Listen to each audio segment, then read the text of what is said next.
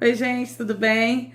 Hoje vim falar com vocês sobre a vinda da família real para o Brasil. Um período bem bacana da nossa história, muito importante para a história do Brasil também.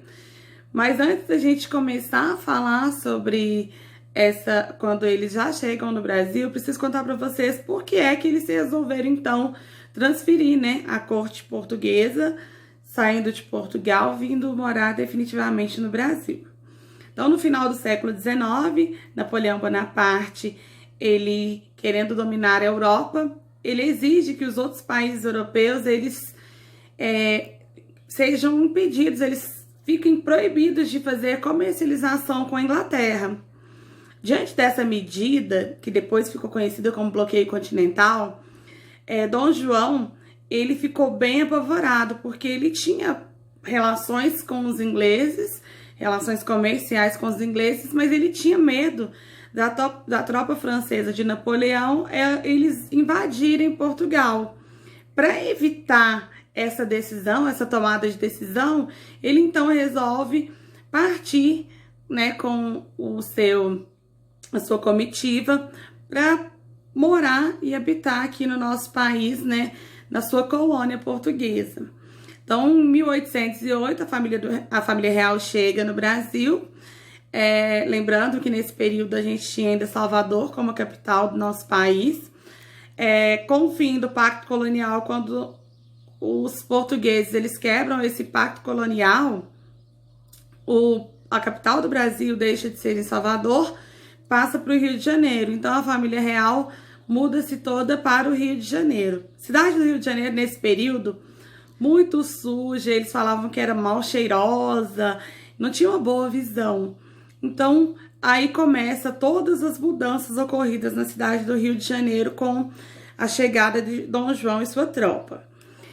A família real, nesse período, ela era composta principalmente por Dona Maria, que era mãe de Dom João, ficou conhecida na história como Maria Louca, porque ela tinha algumas crises mentais, alguns surtos até públicos, aí eles deram esse apelido para ela de Maria Louca. Quando Dona Maria morre, Dom João deixa de ser Dom João e passa a ser Dom João VI, que é o que a gente mais escuta falar, né, quando a gente fala de história. Além de Dona Maria, a gente tinha uma outra personagem muito importante, que foi Carlota Joaquina, uma espanhola que foi casada com Dom João.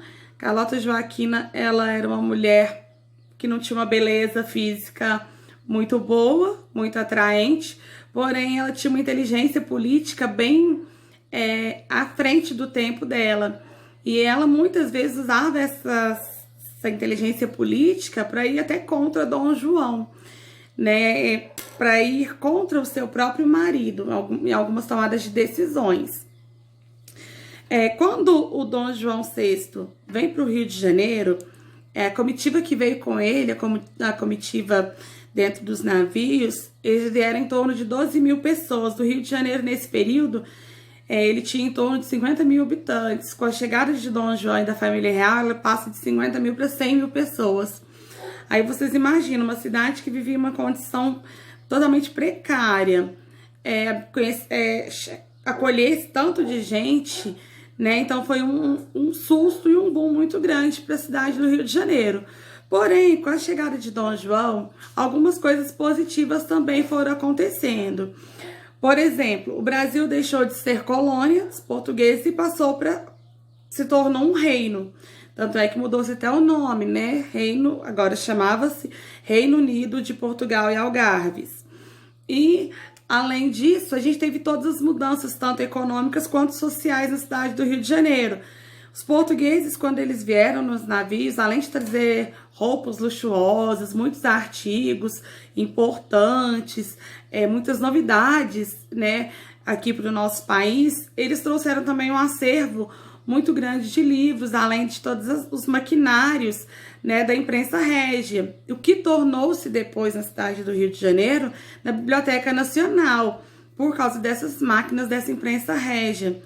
As ruas do Rio de Janeiro agora passaram a ser pavimentadas, né? A cidade ficou mais limpa, a estrutura física da cidade, ela sofreu muitas alterações.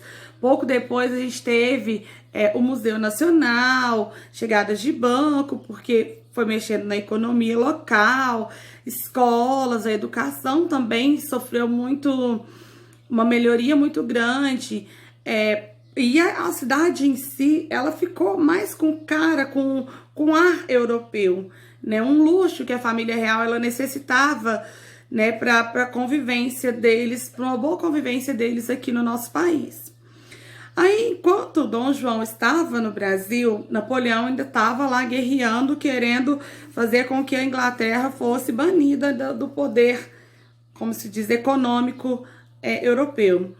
Com a derrota de Napoleão nesse conflito, os portugueses, porque Napoleão ainda continuou sendo também rei em Portugal, os portugueses agora exigiam a volta de Dom João para Portugal. E por esse motivo, por lá estar muito conflito, Dom João foi embora para Portugal e tinha que deixar alguém o substituindo aqui no Brasil. Então ele nomeia seu filho, né, Dom Pedro, então que depois tornou-se Dom Pedro I.